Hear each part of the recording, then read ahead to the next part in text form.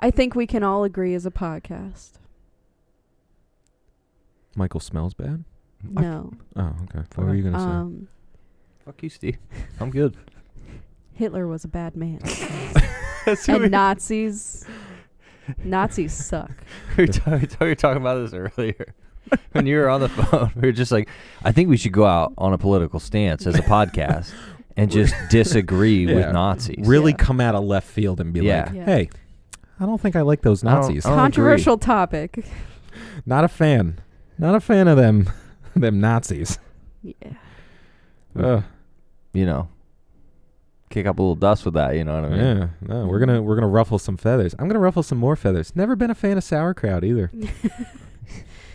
I like German I like a food. good German pretzel with like the beer cheese, but that's sauerkraut. Nope. Mm-mm. Their beer's good.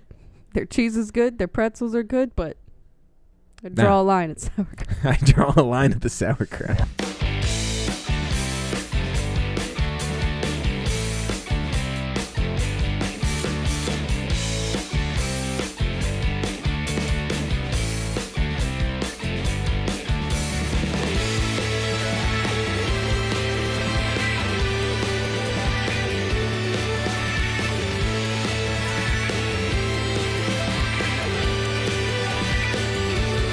Danielle said this is the first time she watched Inglorious Basterds. This is her first Tarantino movie. I was not expecting that answer, and I almost hit her. If I'm being honest. Oops. No, She told me that little tidbit. Yeah, and I I've been kinda wanted trying to slap her. kind of throw in some Tarantino. They're always passed.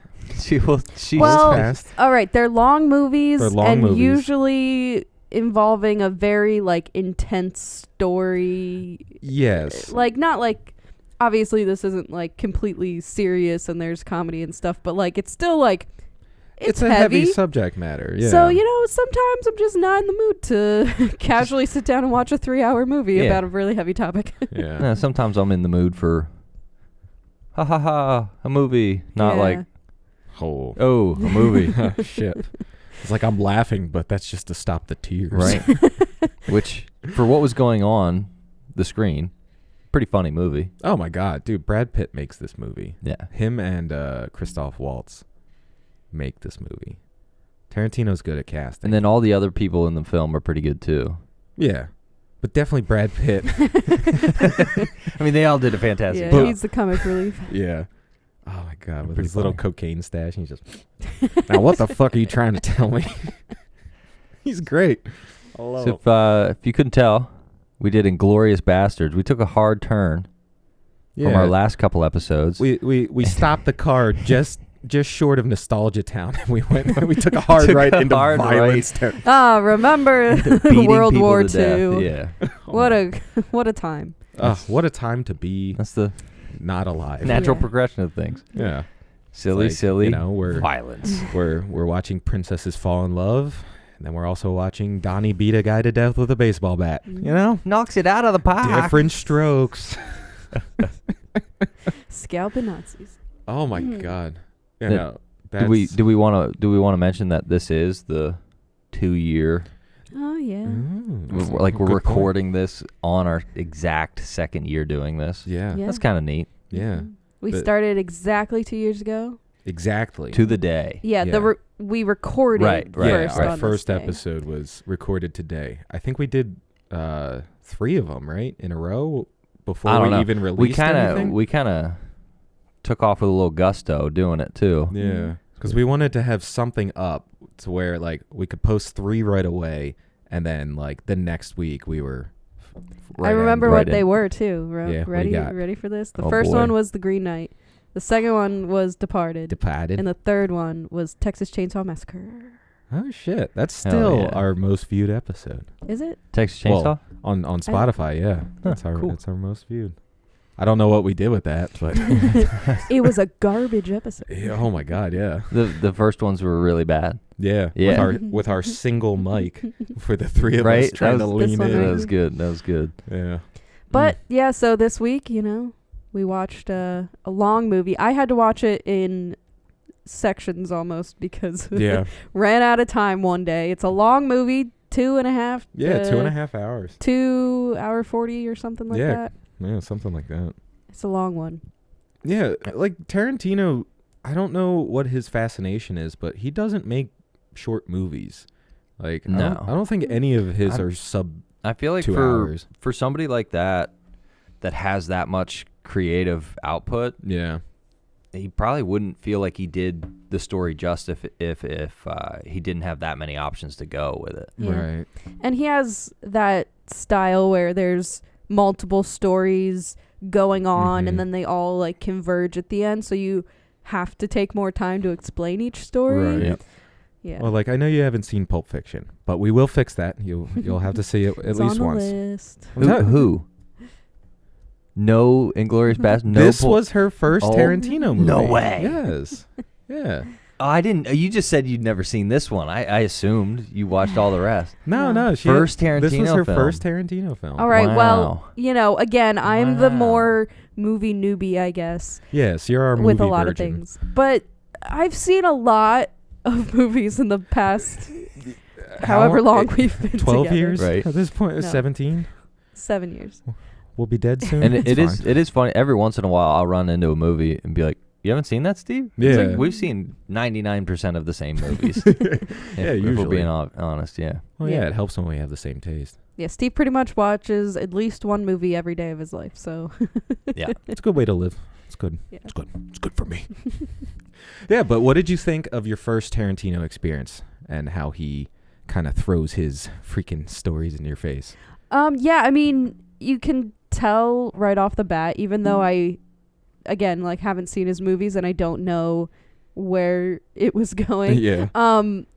You can tell it's gonna be ridiculous. Yes. Uh, A lot of he has such a way with violence where it's Mhm. very hyper stylized. Everything is like bright colors. Everybody's bleeding from everything. Like it's yeah. And nobody gets killed like normal. no. If that Right. if that's Nobody dies. if you can nice. describe it like that, it's, Yeah. they always Like getting your head bashed in with a baseball bat. Yeah. But like Uh, I was trying to think of how to like word this when we were watching this, but he almost normalizes it. Like it's such a like an integral part of his storytelling and how he like shows violence. Like he doesn't pull any punches. Like no. if somebody's dead or dying, you're going to watch them from start to finish in that process. mm. And like he just makes it so a part of it that you're just like you don't even like blink an eye. You're almost like, oh, cool. Well, more And people are dying. It helps that everything is practical for the most part. I mean, Yeah. there's definitely, I'm sure, some elements of CGI, like,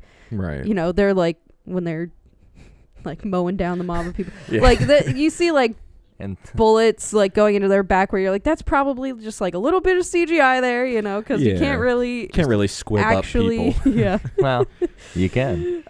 But yeah, I mean, even down to like cutting skin that looks really realistic Yeah. and like all of that Oh, and even the stuff, sound effects of that. Oh, Yeah. they always So go creepy. overboard with Yeah. the sound yeah, effects. it like intentionally makes you uncomfortable, Yeah. but like in a good way because you're like, wow, this looks pretty Wow. real. I was like, oh shit. I'm disturbed, but I'm Mhm. laughing. I It's don't like- get it. It's like, Like a machine gun to the face. That looked pretty realistic. I've never seen it happen before in real life, but Well, now you have. now you have. Now you have. basically, yeah.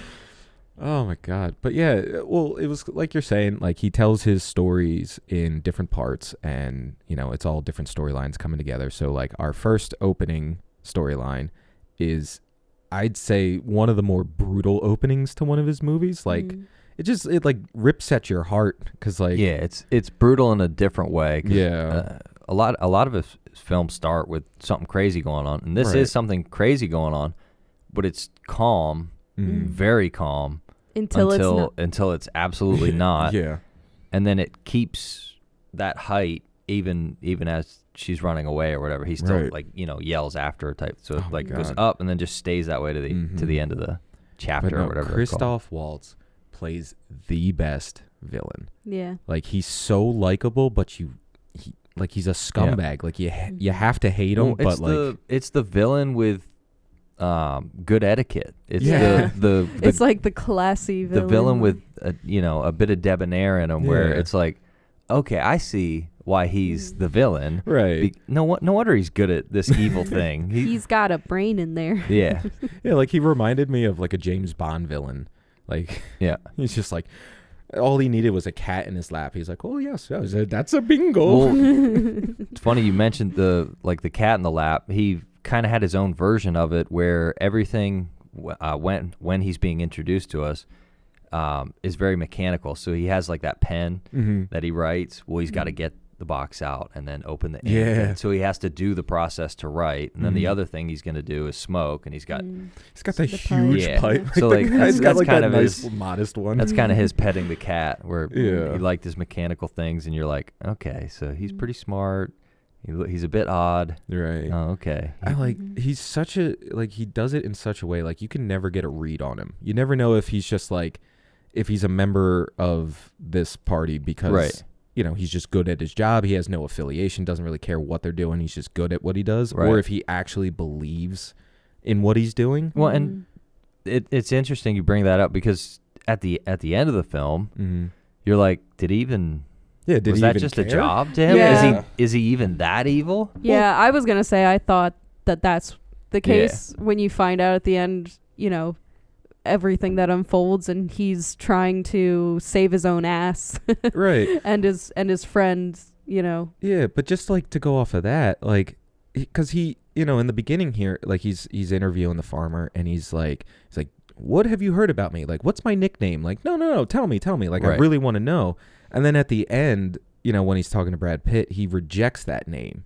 He's like, oh, the Jew hunter. No, that's not me. Right. Like, I took a job. Yeah. And so, like, he almost takes pride in the beginning, and then... Well, I think it's more of a entertainment thing where he's like, okay, this isn't fun anymore. I'm going to make a deal. Like, so it was kind of...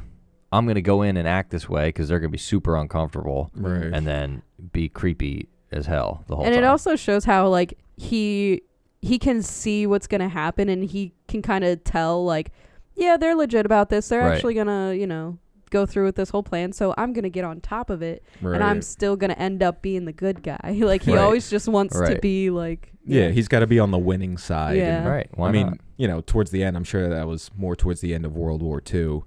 And, he's like, all right, I'll get out while the getting's good. I do like a couple of things in this opening sequence where the other soldiers are there, but they're not really there. Yeah. Like, you see him pull up with a couple cars and some soldiers, and then he has like a very personal conversation. You kind of forget that the whole thing is going on. Yeah. And you're like, no, this is the only moment that's happening, where it's like there's a whole war going on. Yeah. But it's like, no, this is so personalized.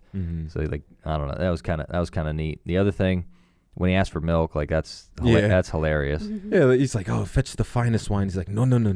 This being a dairy farm, I would love your milk. Right? And then it comes up later when he's at a restaurant. He asks for milk. I thought that was him. I don't know, he's got a little something going on there. Yeah, like, I thought that was him, like, revealing to her that he knew who she was. Like, here's milk. Like, I fucking know who you are. But no. And, like, again, that plays into, you never really know what this guy's thinking. If he's just, like, aloof sometimes, or if he's actually, like, cold and calculating. Right. 100%. Well, I mean... He probably just enjoys his job, He's probably just having a good time. He's having a great time. He's in it for the paycheck. Not only do I get paid well, I'm having an awesome time. I get to have strudel. But yeah, this opening scene happens. It's heartbreaking. This when we'll find out one of our main characters later on. She ends up surviving a raid on her family. All of her family gets shot up by Christoph Waltz's men, and then we get introduced to my favorite part. Yeah. Brad Pitt. My God. His intro in this movie is one of my favorite scenes in most movies. Right. Like, just his stupid monologue to these guys is one of the best things. 100 Nazi scalps. And I want my scalps. You will get me my scalps from the heads of 100 dead Nazis. I just love that. I need 8 Jewish American soldiers. We're going to be doing one thing only. Killing Nazis. Oh, my God. Yeah, and it's also, like, interesting that you don't see any other American soldiers in this whole movie. except for them. No, because Brad Pitt did all of it. Yeah. Well, and they kind of set that up. He's like, I heard, like, y'all heard their armada's happening, but we're going to go in a couple months before that and, like, work as a bushwhacking guerrilla army. I'm like, that's fucking awesome. I would sign up with Brad Pitt. I mean, it's a good concept because most of the time, like, we all know how World War II ended. And it's like, I don't really know of any other fiction from that era. Right. Because everything else that's war is usually based on a true story or a true story. Yeah. Like there's no comic relief in freaking Saving Private Ryan. Right. Or Lone Survivor or something like that. It's like, oh, that's a rough situation. More movies I haven't seen. This is more of a fun war experience. Yeah. Yeah, I generally don't watch war movies. Yeah, no. And I don't blame you. They're not for everybody. Not my favorite genre. But this one's definitely different in that it's a little bit more.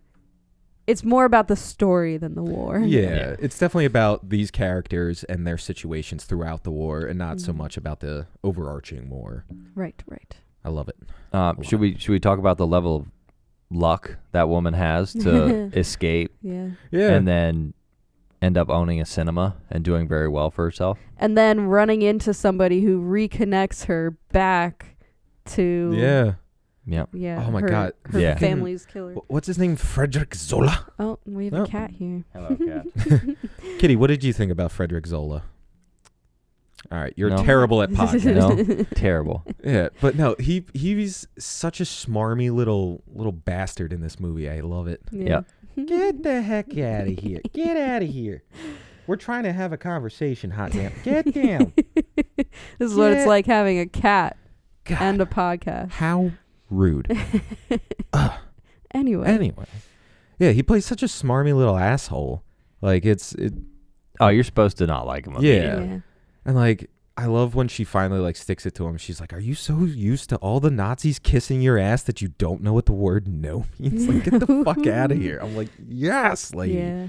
Oh, it's a shame what happens to her, but I mean, I feel like she knew she was going down with the ship anyway. She was planning on going down with the ship. Yeah. And she is a badass for it. I just wish she was up there with the bastards having like mowing down people too. That would have been a fun end for her. But at least she got to shoot him. Yeah, at least she finally fucking plugged that guy. Yeah. Oh my God. But yeah, so our lady character who survived, she now owns a cinema. She runs into this German soldier who finds a fancy with her. I'm so glad you accepted my invitation. It's like 2 German soldiers put me in a car. They put a fucking bag on my head and drove me to a restaurant. What do you mean invitation? Invitation? Right. I was kidnapped. Oh my God. But this moment when they're trying to pick her movie theater to premiere this whole Nazi propaganda film, and Christoph Waltz walks in, and like you just see it in her face, like all the color freaking leaves. Right. She's like, holy shit. But she really tries to like keep her composure. Yeah, she does good. I was gonna say it's such good acting when he finally leaves the room and she breaks and all she can do is like that. Yeah. Right. Like holy shit. I don't know what that was. I think she did something like that. I guess it wasn't quite like that. I think by this point she knows that he's in it for the game. Yeah. Because that goodbye. Somebody that was like, I just want to hunt the Jews down, wouldn't be like being this extravagant about it. So she's like, all right. I think she knows he likes the chase. Right. And I think she knows. Yeah. Right. I definitely think that she's in on it, but that would still be a crazy experience. Her reaction. Oh my God. Yeah. Warranted, but yeah, no, it was so good. And then he's just fucking like chomping on strudel, and he's like, there was something else I want to ask you. And then it's like super tense. And he's just like, must not be important. I can't remember it. Must be not important. Oh my God. He's such a bastard, and I love him. I like how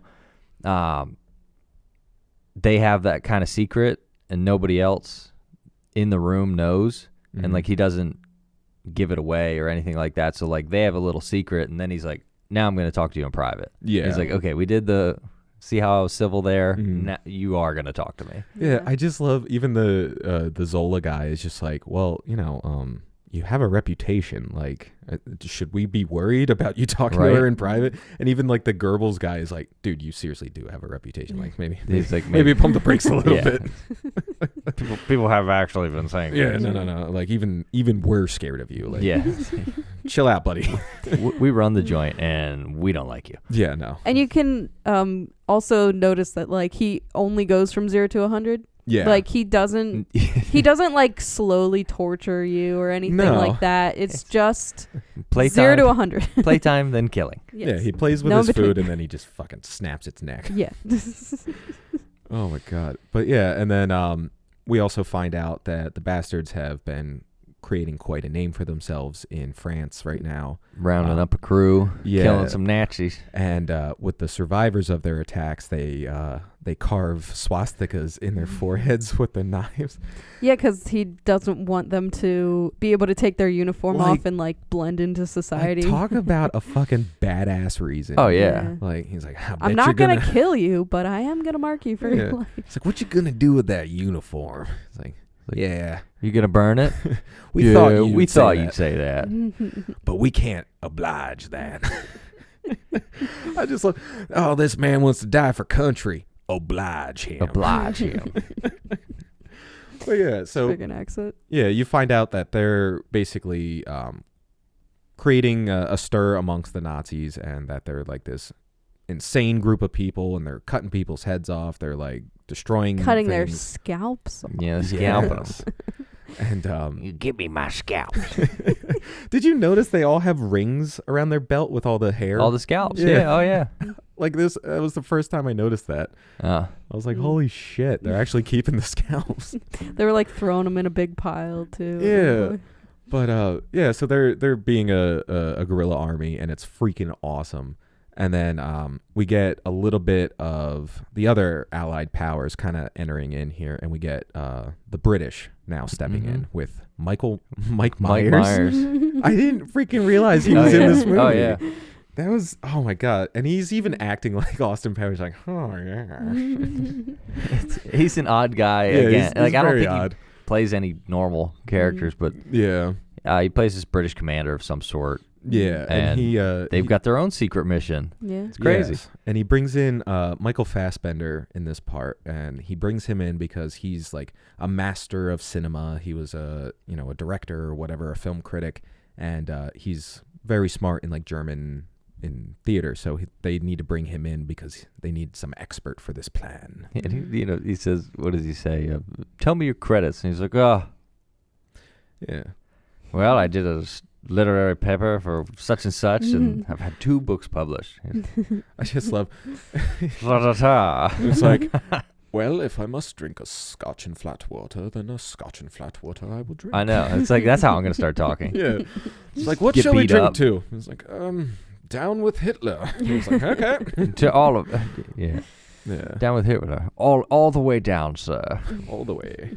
Just the way he goes, the cinema.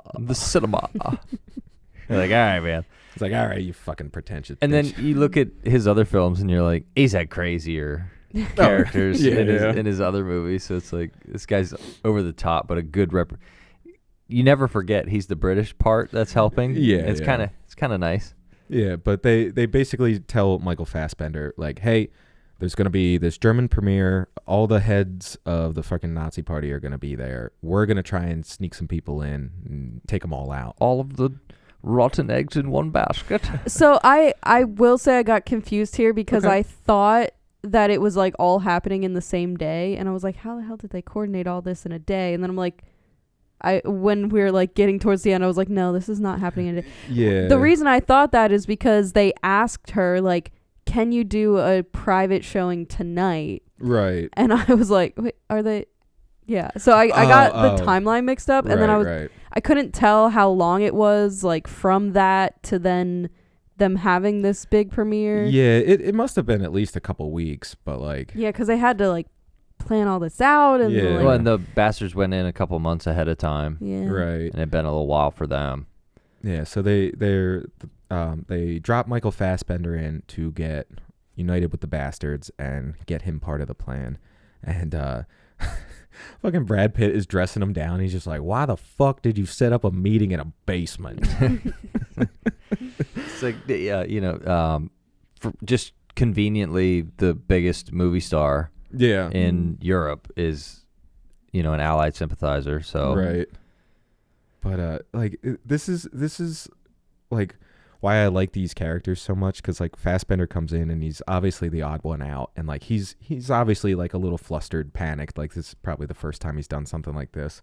And the one guy's just like sharpening his knife, totally fine. He's like, just want to make sure we're all staying calm. And he's like, do I not look calm? And he said, well, now that you put it that way, I can't say that you don't. And then he goes over to Brad Pitt and he's just like, yeah, I think he's a little wow. And he's as Brad Pitt's like doing cocaine, he's like, yeah, is that what you think? It's not cocaine, Steve. He's totally cocaine. He's doing nasal snus. What is nasal snus? This is in the 40s. So cocaine? So it's like chewing tobacco, but you just sniff it into your nostril. Oh, that's gross. Doesn't that clog up your nose? No, it's like really fine powdered. Oh. And then it was the 40s, so you just kind of snot rocket at the end of the day, and you're good. But yeah, nasal snus. I've tried it. It's all right. It's a way to spend an afternoon, I guess. But if I was going to kill Nazis, I'd probably start doing it. Dude, a lot of nasal snus. Yeah.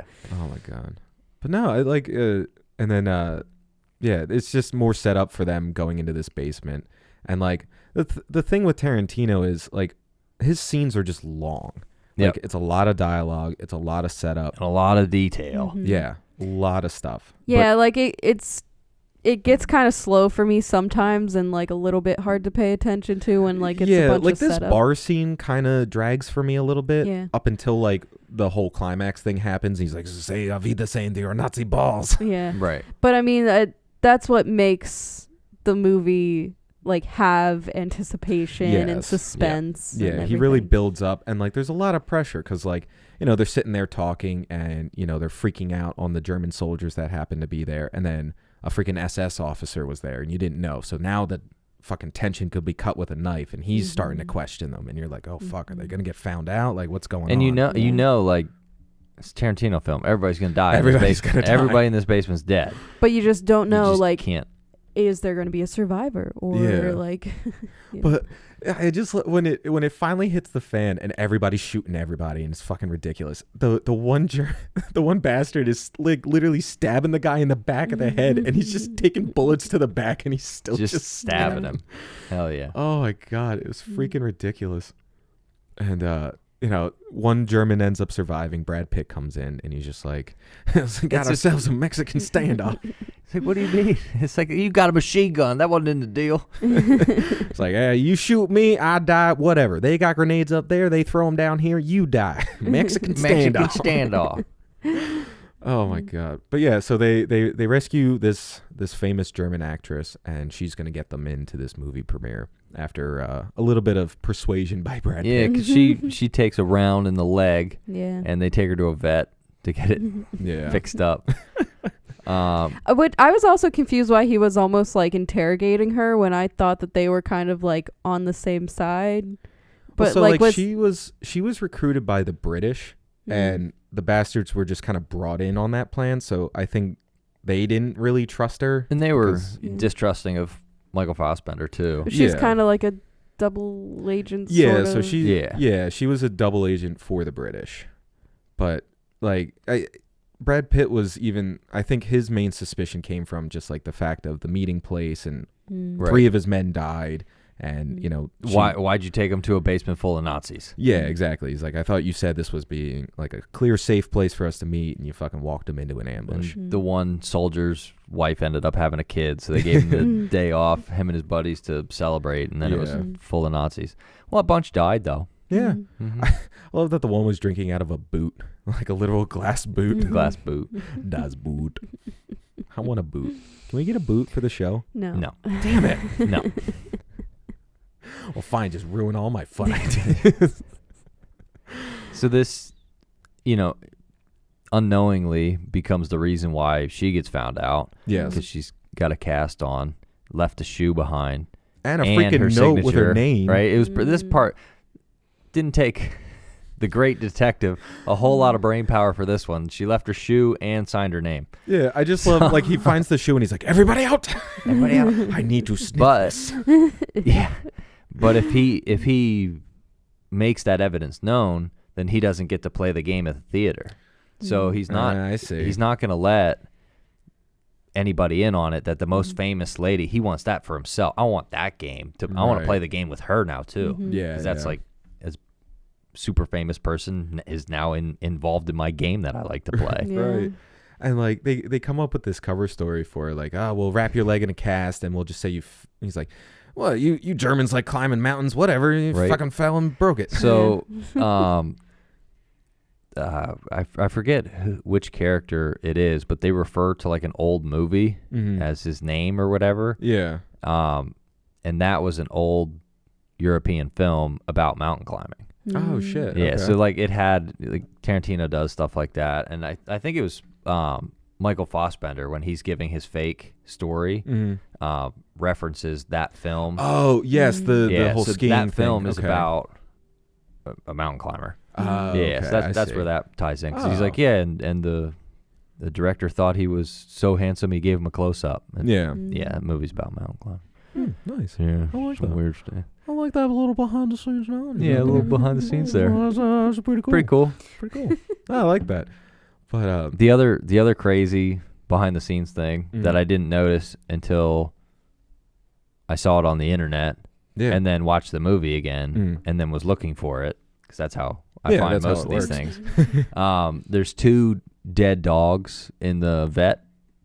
Oh, really? And so in the longer version, so when he came out with this movie, apparently it was like 3 hours long. Yeah, it makes sense. And then right before the Cannes Film Festival where it debuted or whatever, they cut like 30 some minutes out of it. Jeez. They cut it down to the length. Right. And in that version, what they edited out was them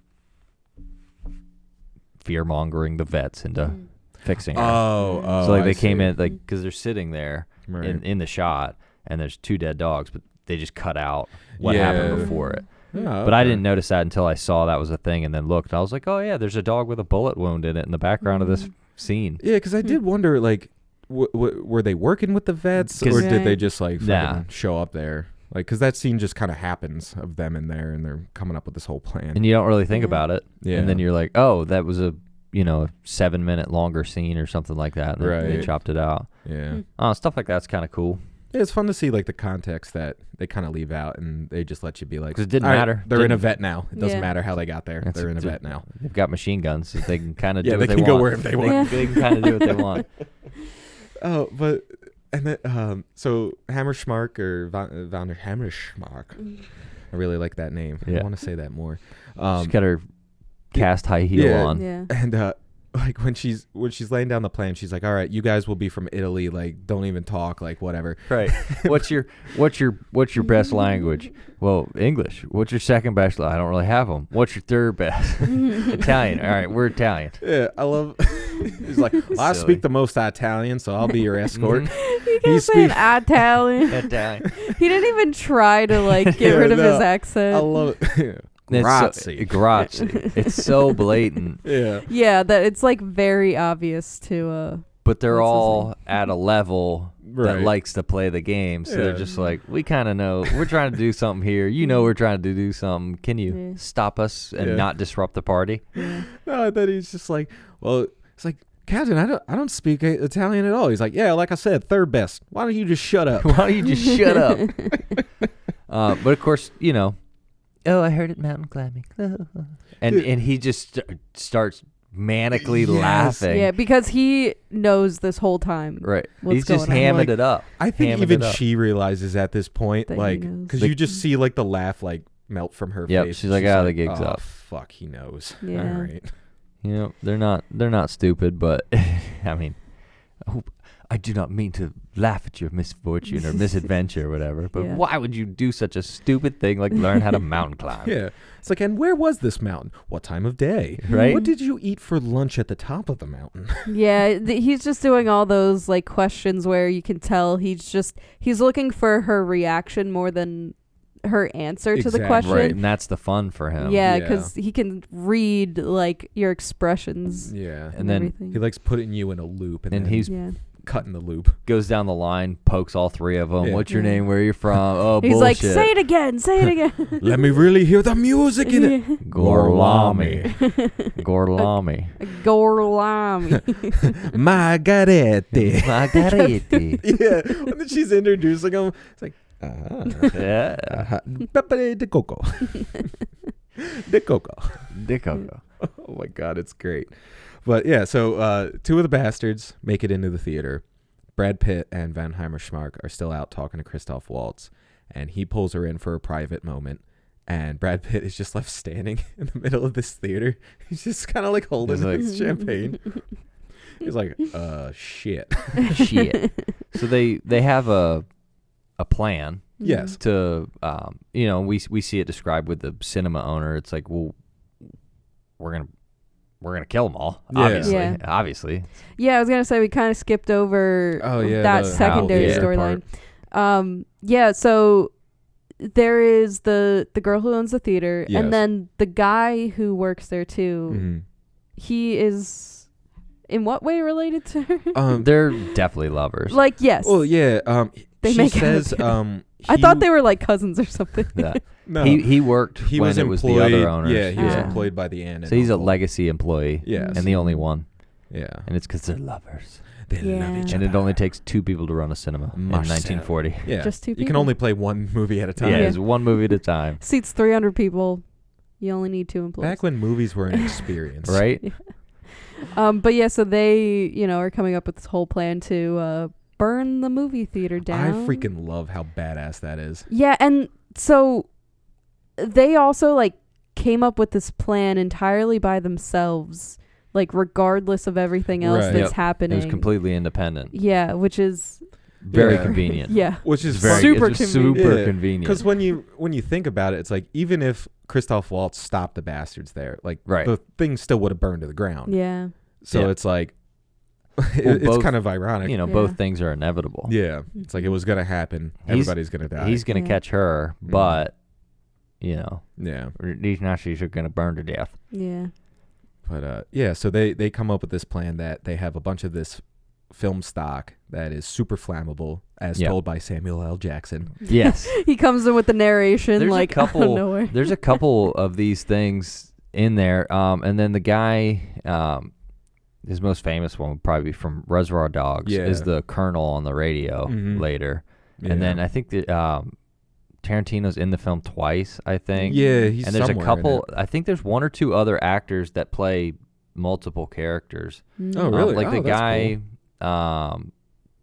painting in the. When Hitler's there, the guy guy painting is another actor that he just put a beard on. Oh shit! Did that? Yeah. So there's like a couple of those things in here. Oh, that's too. interesting. I like that. Yeah, because he does some sneaky stuff like that. That for nerds like us that like, oh, I bet he did some silly shit in this movie. I'm gonna find it all. Yeah. Speaking of sneaky shit, he's really good with that camera on feet. Yeah. Oh yeah. That's a staple. Oh my god! It's always gonna be some good Tarantino and foot his freaking shots. feet. I know with a.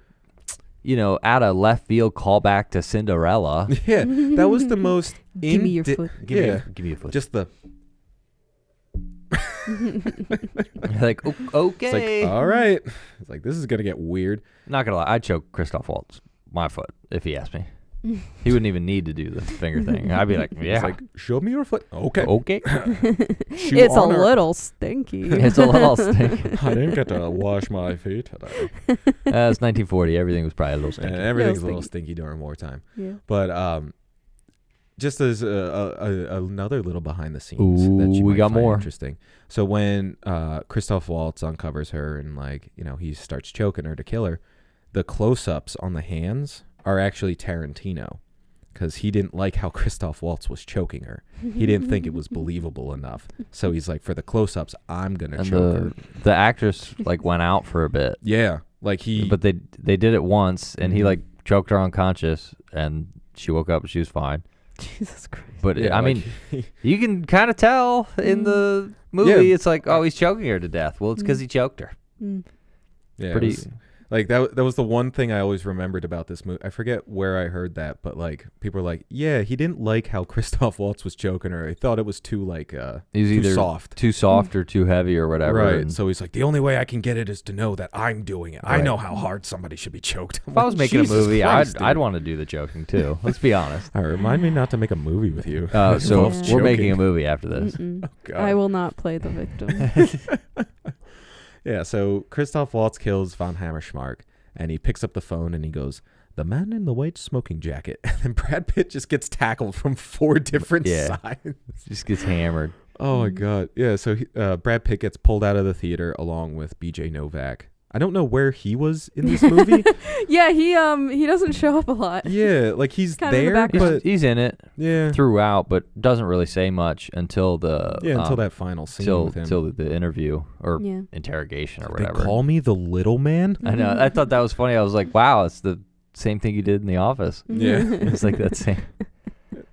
That was Oh my that was God. funny. Yeah, so they get taken to a bar while the other 2 bastards are still in the theater, and they're trying to get into position, getting ready for this final act, while also the lady and the other film guy are also getting ready for their final act. So now all of our stories are about to combine. In classic Tarantino fashion, everything Yeah. smashes back together, and you're like, oh, that fit quite well, I'm actually. like, oh, this is great. I was a little... Oh, it makes sense now that we had to learn all this stuff. Yeah, the he shoes are pieces- tied now. It's always pieced together pretty good, Yeah. or at least different than normal. Right. You know?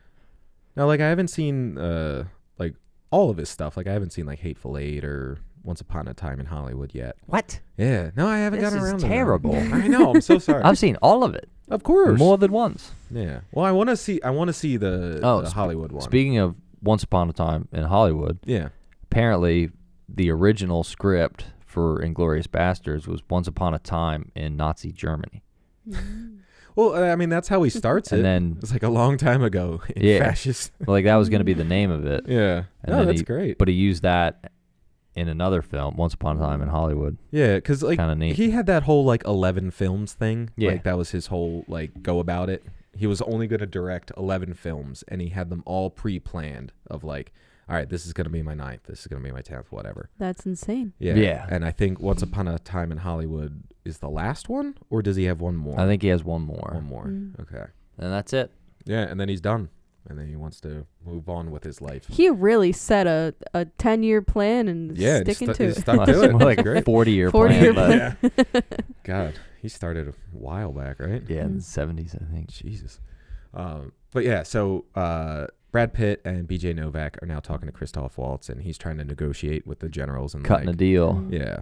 And Brad Pitt has to go along with it, and he's like not exactly happy about it, but Right. you know he's playing along. He's just like, it's like, if I was on your side of the table, would you show me mercy?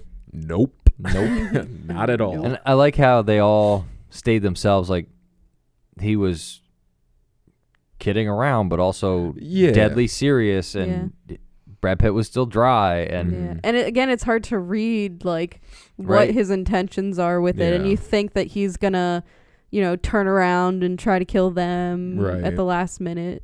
because we already had a sit down at the table Mhm. scene. And that didn't we, end well. we all saw how that ended. So we're like, is this going to be? But basically, he just negotiates himself out of getting in trouble for Nazi. Yeah. Like, it's like, Mhm. He killed many, many, many people, and he just and scot-free. Yeah. Yeah. Mhm. So not a bad deal for him to make. Right. And it is funny that we know that Brad Pitt shoots one of them, like goes back on the deal a little bit, but you're not sure if when he's I understand if it's like Yeah. is that like I don't know how well he knows his commander. Mhm. Yeah. So that He's like, so it's they'll like shoot you for this. Nah, I'll probably chew me out. I've been chewed out before. nah, I doubt that. More likely to get chewed out. I've been Yeah. chewed out before. It's like, but I made a deal. Yeah, they don't give a fuck about him. they don't give a shit about it. Yeah. I'm guessing they want you. Yeah. It's great. And then that's the only time you see the Apache kill anybody. Yeah. Is that one dude at the end. Yeah, That's no, he doesn't really get his, outside of cutting people's foreheads, he doesn't really get his Right. hands dirty. But circling back to the Yes. the the movie theater fire, because that is, again, like the penultimate. Yes. Yeah. Penultimate moment. Golami. Before we get to the burn it all down scene, no means no. No means no. No means no. And if you come in a few scenes later and, act the same thing, you get shot. Yeah. You get shot for that. Good on her for shooting him. Yeah. Because she'd already been through it once. Yeah. Fool me once, Yeah. And she, Just popped him. Could you lock the door? And he's like, Oh. Like, he kind of thinks something's going to happen. Typical dumbass. He's just like, you know how she was just like insulting me and berating me earlier? Right. Now she wants me to lock the door? Seems suspicious. She's trying to get down. Yep. I think she wants Turn to it have around. the intercourse. But as soon as she says that, his brain's just like off. Yep. Should I take my pants off while locking the door? He gets 2 steps. Those 2 steps were the best steps of it. He's like, it's going to happen. Yeah. Oh my And God. then he gets shot in the chest. My dad always 3 told times. me, persistence, persistence, persistence.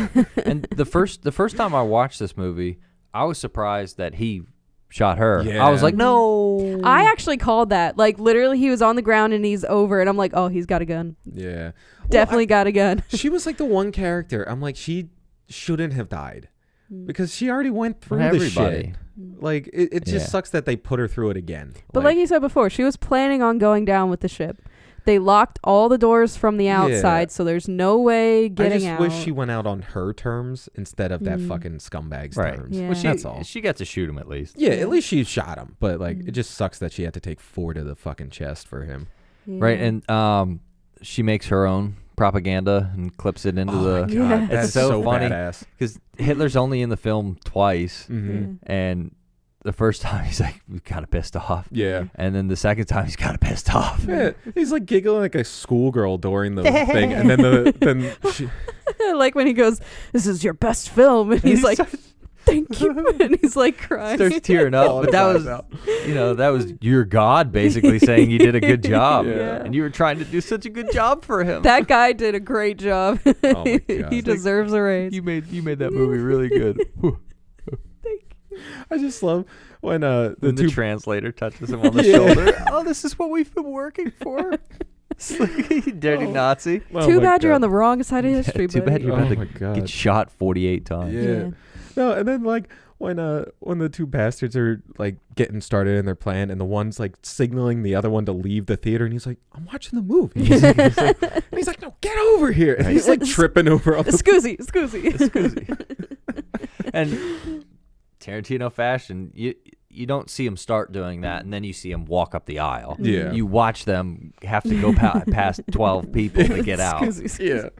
Oh my God. Yeah. So they get outside of Hitler's viewing box, and they're in the bathroom prepping, and they're putting these like spring-loaded guns Yep. under their shirts. Sneaky devices. And Eli Roth is like, "All right, so after I kill that guy, you got about 30 seconds to come and kill him, Right. or I'm dead." He's like, "Can you do it?" And he's like, "Yeah, I'll be fine." He said, I have to. Yeah. And he just goes bolting down the hallway and The punches the dude. rare slow motion. Yeah. Because Oh. there's not a whole. I think that's it. Yeah. For the I movie. I think also the scene up in the projector room, they do a little bit of slow motion. Oh, when yeah, he's when she shooting. dies. Yeah, when they he's do a Yeah. little bit there. shooting.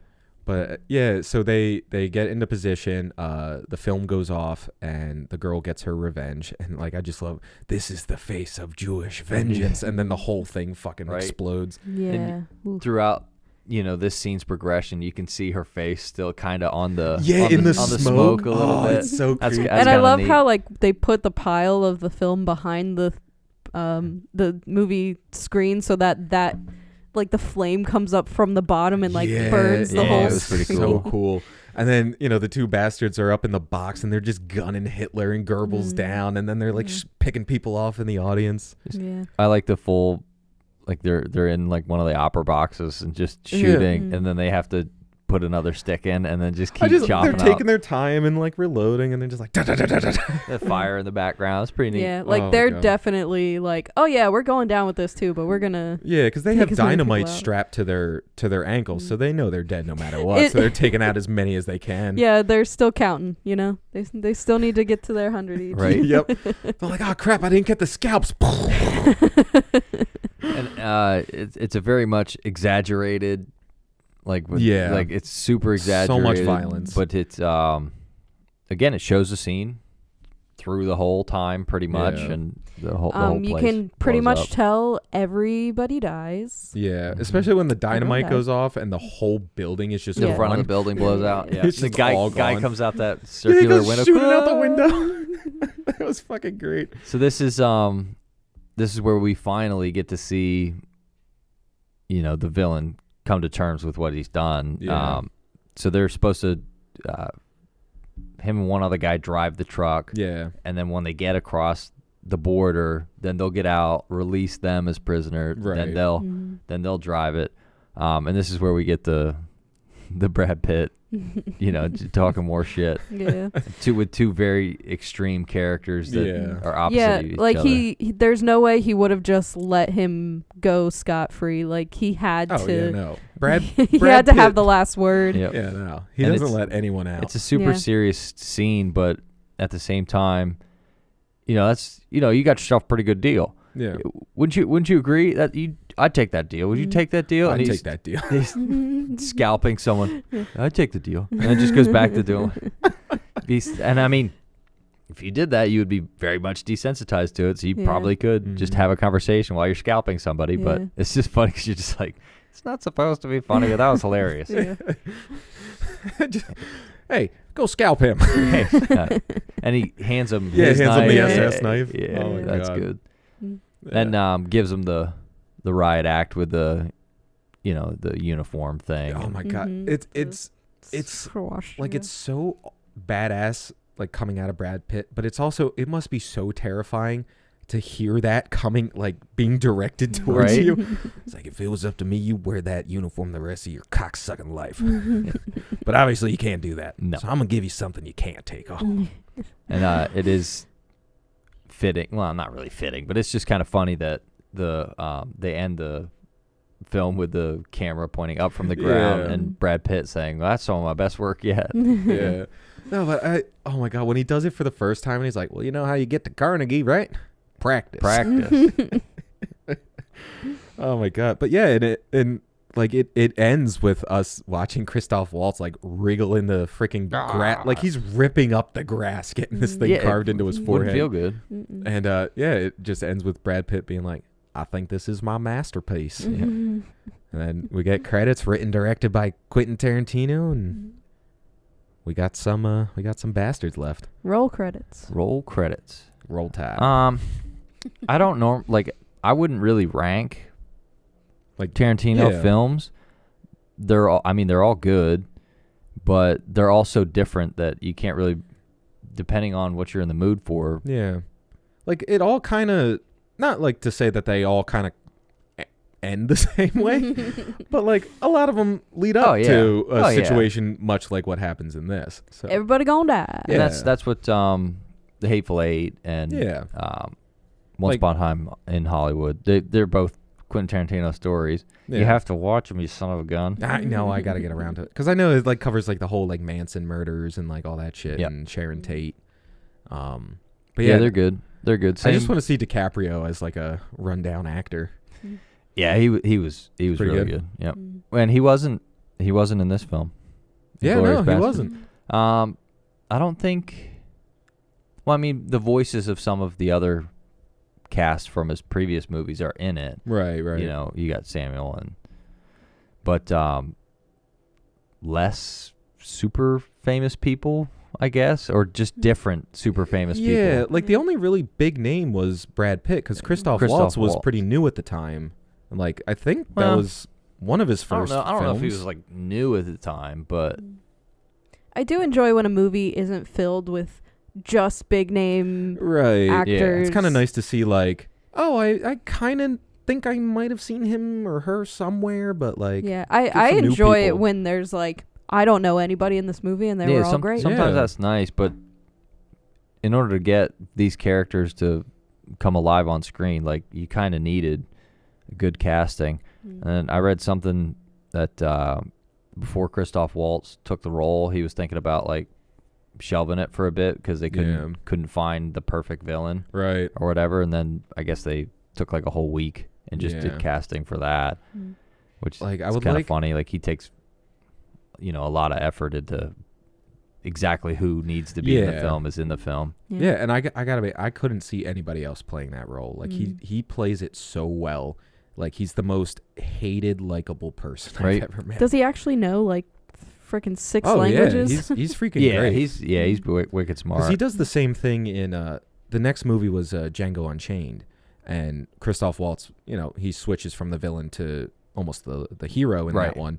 And he does the same thing. He's like switching between German, English, French, fucking whatever he needs to. Like, because he plays such a well-rounded character. Like, he's like, you would think a person with his intelligence and his kind of like sophistication like wouldn't fall in line with the Nazi party, but like he won an Oscar for it. Yeah, he's great. I think it got like 8 nominations, and that was the one that won. He did a great job. I hated him, but I Yeah. Oh yeah. I can respect him. Yeah.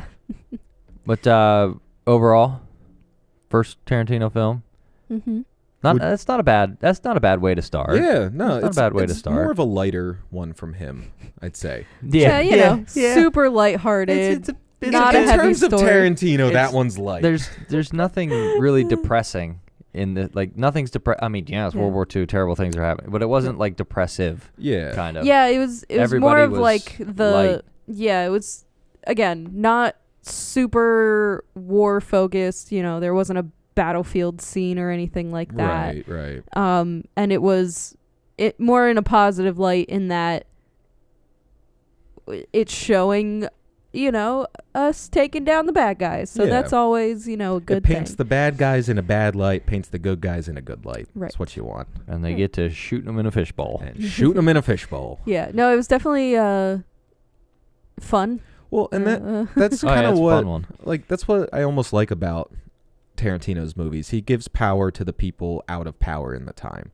Like Django, he gives power to a slave and, a foreigner that wouldn't have been accepted in America. In this one, he gives the power to the Jewish people. Like, they're taking their revenge. Like, all of the bastards were Jewish people. So, like... And Jewish revenge! Yeah, like, he yeah. That's what that was. And, like, even in freaking Reservoir Dogs, like... He gives people shit because they don't tip their waitresses. Like, right. The whole opening scene is them giving the guy shit because he doesn't tip waitresses. We care about the criminals. Right, exactly. Like, he gives power to the people that... The underdog. Yeah, exactly. And Once Upon a Time in Hollywood, he does the opposite and beats up Bruce Lee. Yeah. Well, next time on EFB. Yeah, well, we'll definitely have to pepper some... Yeah, we'll circle back eventually. We'll definitely pepper some Tarantino in. Like, I would love to do Django just for Christoph Waltz's character. Like, just to see him in a different light. He's so freaking good in that movie, too. Yeah. And Jamie Foxx is great. Oh, yeah. Oh, and DiCaprio and Jackson. I forgot they're all in that. Yeah, there's a lot of good people. Yeah. He doesn't skip on the casting. No. I think most of his budget goes to casting. Yeah, and the other thing is people want to work with Quentin Tarantino. Yeah, so he's a good filmmaker. You don't have to. He's a little insane when you listen to him talk, but you kind of have to be insane to. Yeah, you can't do that and be normal. Yeah. But well. Inglorious Basterds. Inglorious Basterds. Thanks for joining us.